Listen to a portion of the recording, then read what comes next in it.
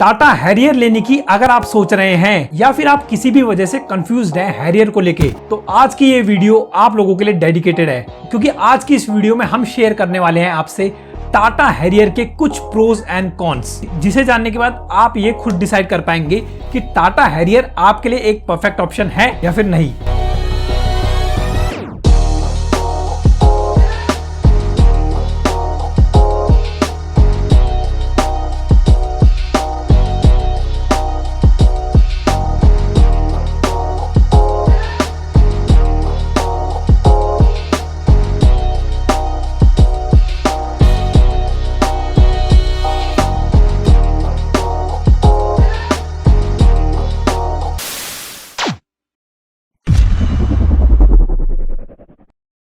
सबसे पहला जो प्रो है हैरियर का वो है इसके लुक्स एंड इसकी रोड प्रेजेंस। गाइस, हैरियर के लुक्स आप देखेंगे तो आई एम श्योर आप डिनाई नहीं कर पाएंगे कि इसके लुक्स काफी ज्यादा अट्रैक्टिव लगते हैं। मतलब हैरियर को देख के हमें एक मिनी लैंड रोवर वाला फील आता है। और सिर्फ लुक्स ही नहीं, इसकी डायमेंशन भी आप देखेंगे तो यहाँ पे हैरियर की जबरदस्त रोड प्रेजेंस आपको अपनी तरफ अट्रैक्ट जरूर करेगी। मतलब कि इसकी डायमेंशन इसे एक प्योर एसयूवी वाला फील देती है। अब भले ही हो सकता है आपको लुक्स एमजी हेक्टर का पसंद आता हो या फिर जीप कंपास का पसंद आता हो, बट आप इस चीज से डिनाई नहीं कर सकते कि इस सेगमेंट में हैरियर ही है जो आपको सबसे ज्यादा रोड प्रेजेंस देती है। हैरियर का डिजाइन ही कुछ ऐसा बनाया गया है कि वो काफी ज्यादा ह्यूज एसयूवी लगती है, जो हेल्प करता है इसकी रोड प्रेजेंस को बढ़ाने के लिए। साथ ही साथ हैरियर आपको ऑफर करती है 205 mm का ग्राउंड क्लियरेंस। और तो और टाटा ने हैरियर में जो डार्क एडिशन ऑफर किया है वो चीज हैरियर को अपने सेगमेंट में सबसे अलग बनाती है, एंड हो सकता है ये चीज आपको हैरियर लेने पे मजबूर कर दे। तो अगर आप भी उन लोगों में से हैं जिनका बजट 15 से 20 लाख के आसपास है और आप इस प्राइस रेंज में एक ह्यूज साइज की एसयूवी ढूंढ रहे हैं जिसके लुक्स अट्रैक्टिव तो हो बट साथ ही साथ रोड प्रेजेंस भी ज्यादा हो, तो इस केस में टाटा हैरियर आपके लिए एक परफेक्ट ऑप्शन हो सकती है। हैरियर में आपको मिलता है सिर्फ एक ही टाइप का इंजन ऑप्शन, तो यहां पे कोई ज्यादा कंफ्यूजन तो बचती नहीं है, क्योंकि हैरियर में आपको मिलता है 2 लीटर का टर्बोचार्ज डीजल इंजन जिसका पावर आउटपुट है around 168 bhp of power and 350 newton metres of torque. अब इस इंजन की खास बात क्या है, ये जो इंजन है वो टाटा ने फिएट से बोरो किया है, जो कि इंटरनेशनल मार्केट में फिएट के 2.0 मल्टीजेट सेकंड इंजन के नाम से जाना जाता है। और एग्जैक्टली यही सेम मल्टीजेट इंजन आपको टाटा हैरियर के अलावा MG Hector and jeep compass में भी मिलता है। बट यहां पे डिफरेंस ये हो जाता है कि टाटा ने इसे अपना एक नया नाम दे दिया जिसका नाम है क्रायोटेक इंजन।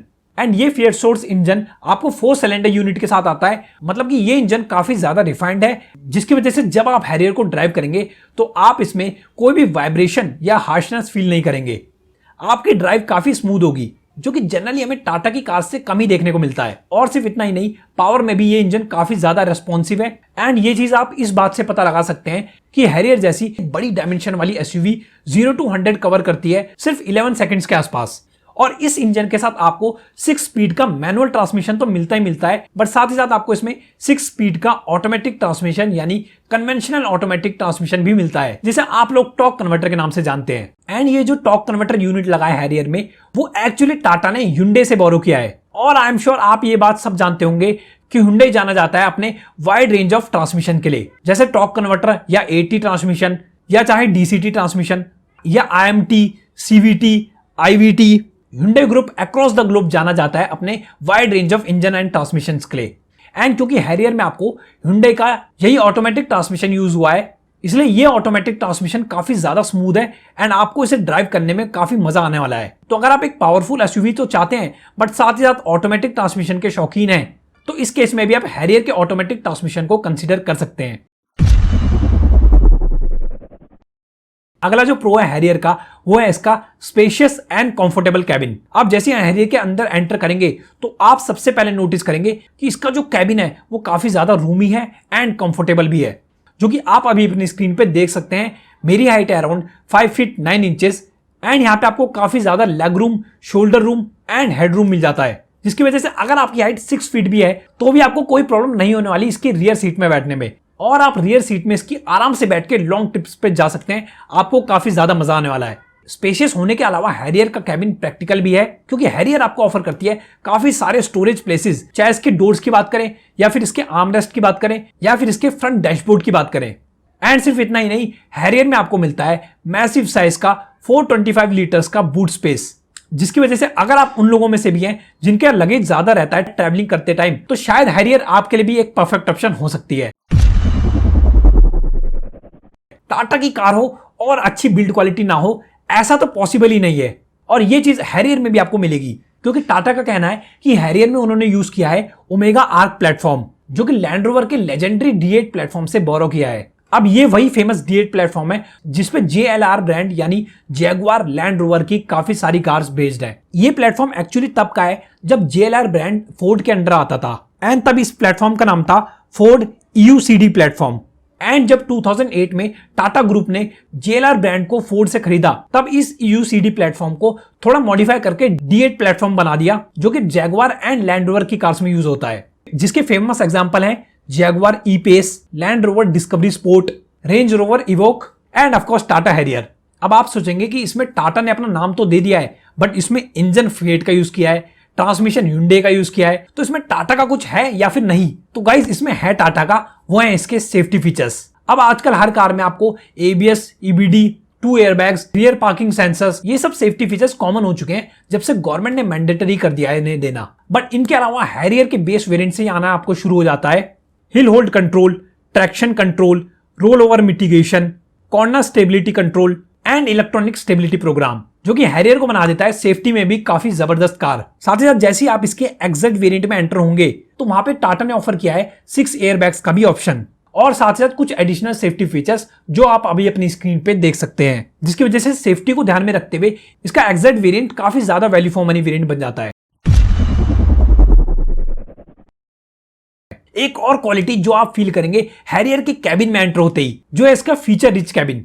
जैसे हैरियर आपको ऑफर करती है मल्टी ड्राइव मोड्स, एंड इसके XM वेरिएंट से ही आपको आना शुरू हो जाता है 7 इंच का टच स्क्रीन इंफोटेनमेंट सिस्टम, जो कि इसके एग्जैक्ट वेरिएंट में 7 इंच से बढ़कर 8.8 इंच का हो जाता है, जो कि आप अभी अपनी स्क्रीन पे देख सकते हैं। ये हैरियर का एग्जैक्ट प्लस वेरिएंट है जिसमें आपको 8.8 इंच का टच स्क्रीन इंफोटेनमेंट सिस्टम मिलता है। साथ ही साथ गाइस हैरियर आपको ऑफर करती है अपनी सेगमेंट की सबसे बड़ी पैनोरामिक सनरूफ। और अगर बाय चांस आप ये चीज सोच रहे हैं कि पैनोरामिक सनरूफ के लिए आपको इसका टॉप वेरिएंट लेना पड़ेगा, जो कि होगा अराउंड 20 से 21 लाख का, तो यहां पे आप बिल्कुल गलत हैं, क्योंकि जैसे टाटा ने नेक्सॉन का XM-S वेरिएंट अभी लॉन्च किया था, जिसकी वजह से नेक्सॉन बन गई थी मोस्ट अफोर्डेबल सनरूफ वाली कार, उसी तरह हैरियर में भी टाटा ने लॉन्च किया है XT प्लस वेरिएंट, जो कि इसके XT वेरिएंट से एक ऊपर वाला वेरिएंट होगा, जिसमें आपको सारे XT वाले फीचर्स ही मिलेंगे, बट साथ ही साथ उसके मिलेगा आपको पैनोरामिक सनरूफ का भी ऑप्शन। एंड आप इसके XT and XT plus variant का एक शोरूम प्राइस अपनी स्क्रीन पे देख सकते हैं। बेसिकली XT और XT प्लस वेरिएंट में 60,000 का डिफरेंस है। एंड अगर हम हैरियर के most value for money variant की भी बात करें, तो यहां पे मैं आपको रिकमेंड करूंगा हैरियर का XT वेरिएंट लेने की, क्योंकि इस वेरिएंट में आपको सेफ्टी और एंटरटेनमेंट दोनों के हिसाब से काफी अच्छे फीचर्स मिलते हैं। फिर भी अगर आप पैनोरामिक सनरूफ के शौकीन हैं, तो आप इसका XT प्लस वेरिएंट ले सकते हैं। बाकी इसके सभी वेरिएंट्स के फीचर्स आपको अभी अपनी स्क्रीन पे दिख रहे होंगे। आप वीडियो को पॉज करके इन फीचर्स को अपने आप से देख सकते हैं। एंड हम चलते हैं वीडियो में अपने आगे।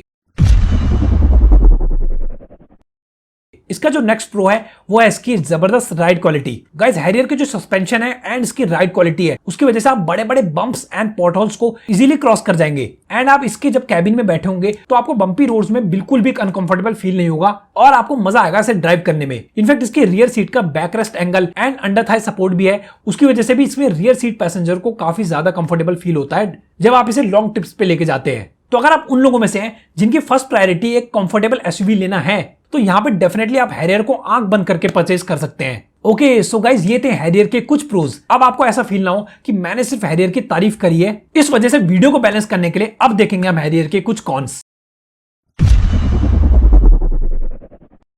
तो सबसे पहला जो कॉन है हैरियर का, वो है इसमें कोई भी पेट्रोल इंजन का ना होना। अब आप सोचेंगे कि ये कौन क्या है, इतनी ह्यूज साइज की एसयूवी जब होती है तो उसमें पेट्रोल इंजन का क्या काम, उसमें तो डीजल इंजन होना चाहिए। बात तो बिल्कुल सही है, पेट्रोल इंजन क्या मजा देगा। बट गाइज हर किसी की प्रायोरिटी नहीं होती डीजल इंजन लेना, क्योंकि आई एम श्योर आप लोगों को ये चीज पता होगी कि अगर आप दिल्ली एनसीआर रीजन में रहते हैं तो इस रीजन में डीजल कार का जो फिटनेस होता है वो होता है सिर्फ और सिर्फ 10 ईयर्स का, एंड पेट्रोल कार का होता है 15 ईयर्स का। एंड गाइज हो सकता है इन फ्यूचर आपको ये रूल पैन इंडिया में भी देखने को मिले, क्योंकि जिस हिसाब से इलेक्ट्रिक कार की टेक्नोलॉजी आ रही है एंड हमारे एनवायरनमेंट को डीजल इंजन की वजह से काफी नुकसान पहुंच रहा है, हो सकता है आज से 5 से 8 साल बाद डीजल कार्स जो है वो आपको कम ही देखने को मिले। एंड अगर चलो इस बात को इग्नोर भी कर दिया जाए तो इसी सेगमेंट की आपको MG Hector and jeep compass आती है और उन दोनों कार्स में भी आपको डीजल इंजन के साथ एक पेट्रोल इंजन भी मिलता है। और Harrier, MG Hector and jeep compass तीनों में आपको सेम डीजल इंजन मिलता है जो कि फिएट सोर्स है, मैं आपको बता चुका हूं।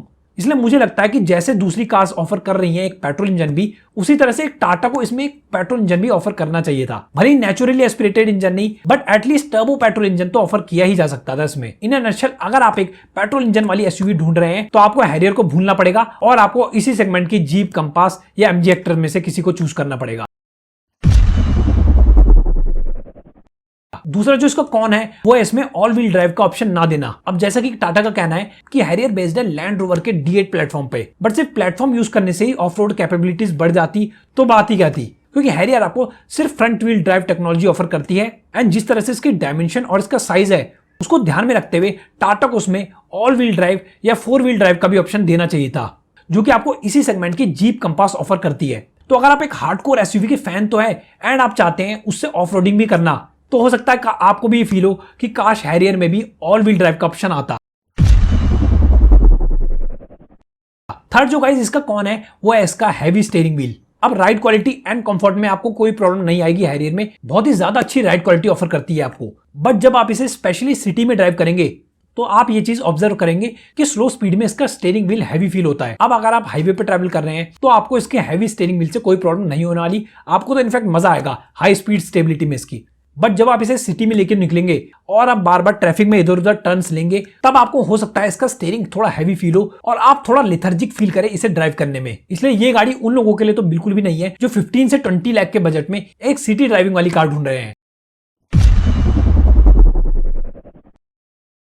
लास्ट जो कौन है इसका वो है इसके ऑटोमेटिक ट्रांसमिशन से रिलेटेड। अब जो हैरियर आपको अभी अपनी स्क्रीन पे दिख रही है वो है इसका 6 स्पीड ऑटोमेटिक ट्रांसमिशन वाला वेरिएंट। एंड हमारी टीम ने जब इसे ड्राइव किया और इसे इसके मैनुअल ट्रांसमिशन से कंपेयर किया तो नो डाउट ये ट्रांसमिशन काफी ज्यादा स्मूथ है। बट जब बात आती है क्विक रेस्पॉन्स की, तब ये 6 स्पीड का ऑटोमेटिक ट्रांसमिशन आपको उतना ज्यादा फन टू ड्राइव एलिमेंट नहीं दे पाता जितना कि आपको इसका मैनुअल वेरिएंट देता है। इसलिए इस ऑटोमेटिक ट्रांसमिशन को अगर आप लेना चाहते हैं तो आप इसे तभी कंसिडर करें जब आप एक हैजल फ्री ड्राइविंग चाहते हैं एंड आप बार बार गियर्स को शिफ्ट करना नहीं चाहते। बट वहीं गाइस अगर आप एक परफॉर्मेंस ओरिएंटेड एसयूवी चाहते हैं तो मैं आपको हैरियर का मैनुअल वेरिएंट लेने का रिकमेंड करूंगा। ओके सो गाइज ये थे टाटा हैरियर के कुछ प्रोज एंड कॉन्स। अब आप मुझे नीचे दिए कमेंट सेक्शन में बताइए कि आप हैरियर को चूज करेंगे या फिर नहीं। एंड आई होप आपको इस वीडियो से थोड़ी बहुत हेल्प तो मिली होगी। तो इस वीडियो में इतना ही। अगर आपको इस वीडियो से थोड़ी भी हेल्प मिलती है तो please hit the like button.